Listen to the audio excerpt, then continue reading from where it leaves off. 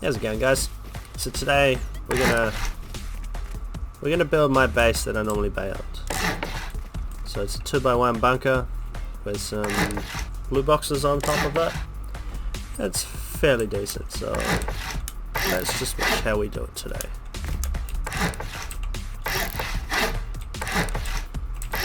So we want to find a nice flat location and just build it like this.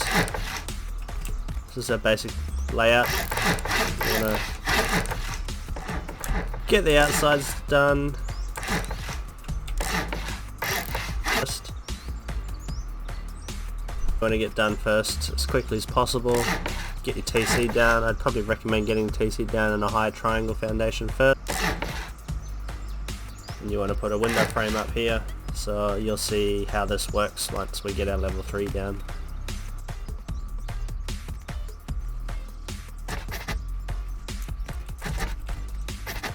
So this is your bunker portion here. Obviously take your bottom floor out. So this is where it comes into a bit of honeycombing. This is where you put your little trick with your boxes. So you want to put 3 triangle foundation ceilings down like that, which gives you a gap along the wall here for you to access your boxes from down below. So with the boxes it is a bit tricky, as you'll see me struggle shortly.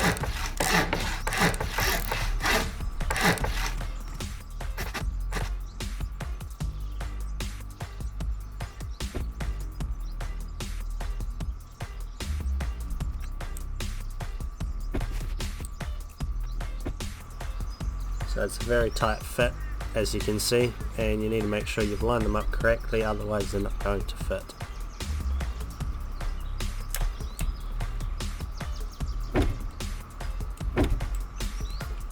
So once you've got those 4 down, you can put your ceiling on top of this.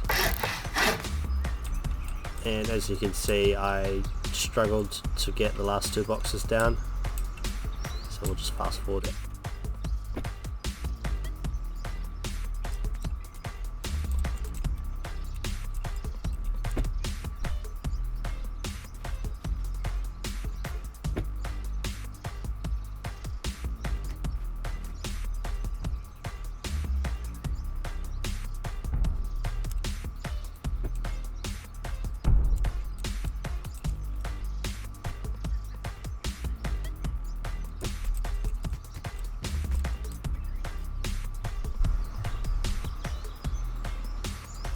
So as you can see, I've managed to get all 6 boxes in there, and now we'll go back down basic layout.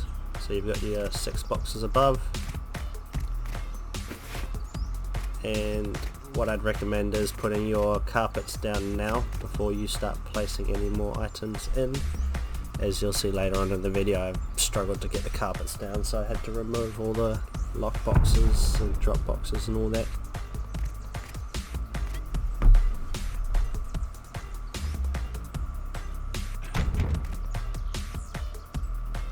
So you'll want these drop boxes as high as possible on this side, because otherwise you won't be able to place furnaces underneath, and you'll only be able to put in 4 boxes if you are planning to honeycomb the outside of that wall. I haven't done it.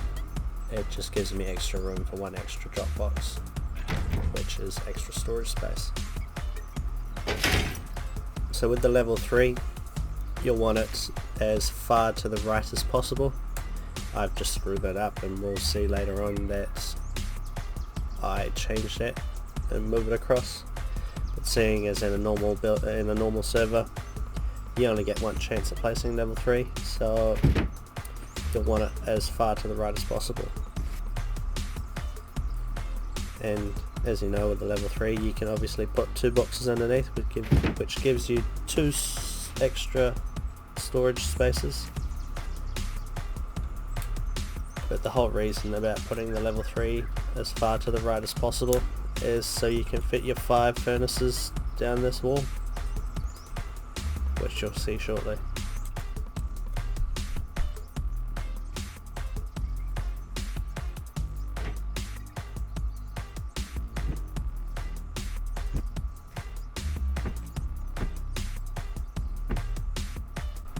So you should be able to fit 5 furnaces down here.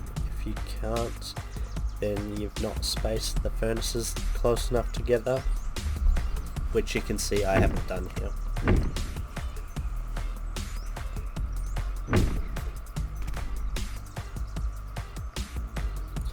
So as you can see now, we've got 5 furnaces down, 4 drop boxes, 6 large storage boxes, and 2 small storage boxes. And like I said, if you're planning to honeycomb this outside wall here, right there, you will not be able to get 5 drop boxes in.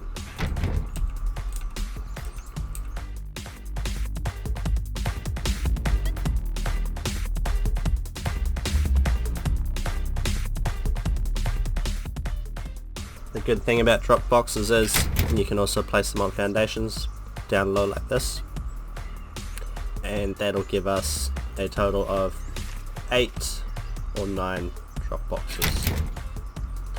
So I will later on remove these due to being able to place a sleeping bag. It interferes with your sleeping bag, which won't let you spawn.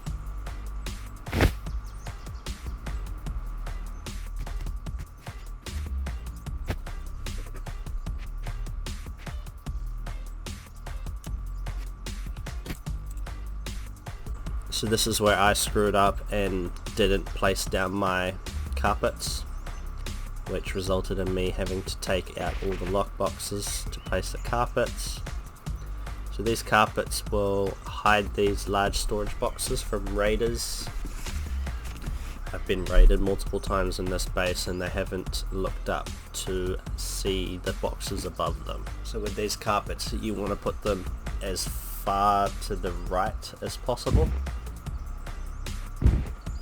That way the little fibers that you see here do not stick through the wall where you come in. So if somebody were to raid you through the doors, they wouldn't be able to see the carpets.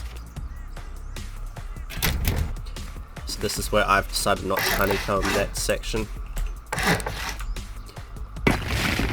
So with this section here, you'll have 2 drop boxes. Well, 2 large storage boxes as drop boxes. You want to make sure they're as far into the corner as possible, because otherwise you won't be able to jump up. Always make sure you place down a frame and your garage door before, because otherwise you won't get it in.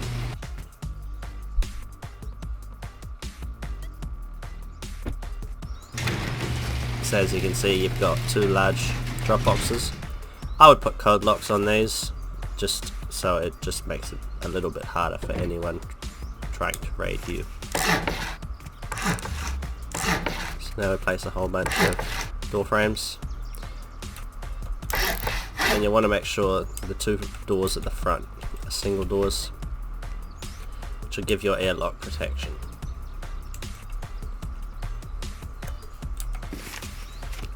So right here, we'll place down a half wall and a triangle.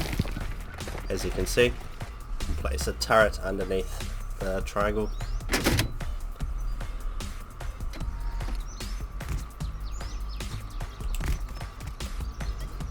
So we'll just add some honeycombing to the roof, just an extra layer of protection.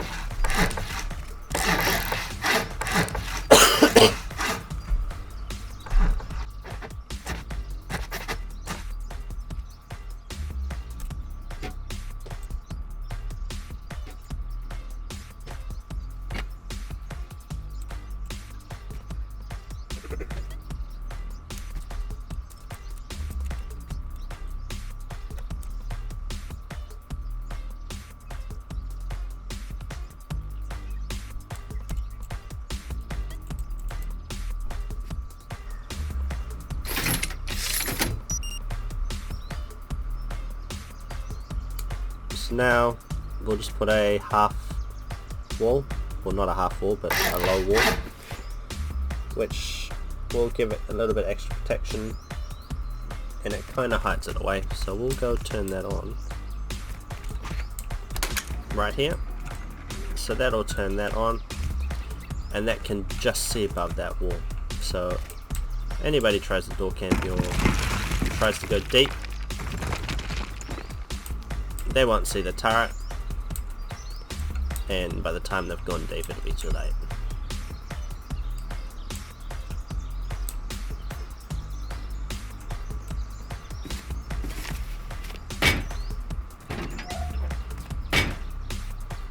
This is your typical airlock layout, and as you can see, turret is basically hidden until it's too late. So we'll go back in, deauth, and we'll show you how it works.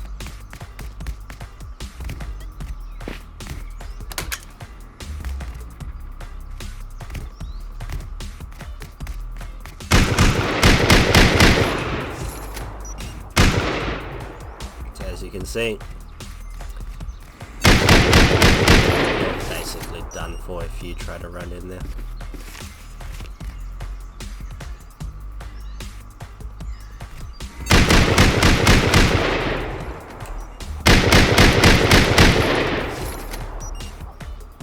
And we'll just put an extra shotgun turret for extra protection.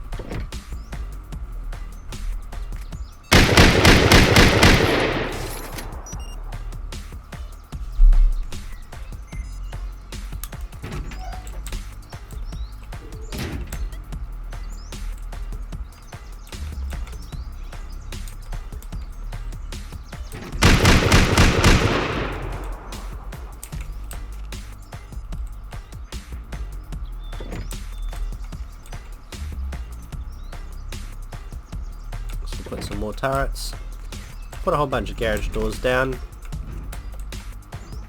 and then that's basically it. So you've got a base with... Okay buddy, Jesus Christ.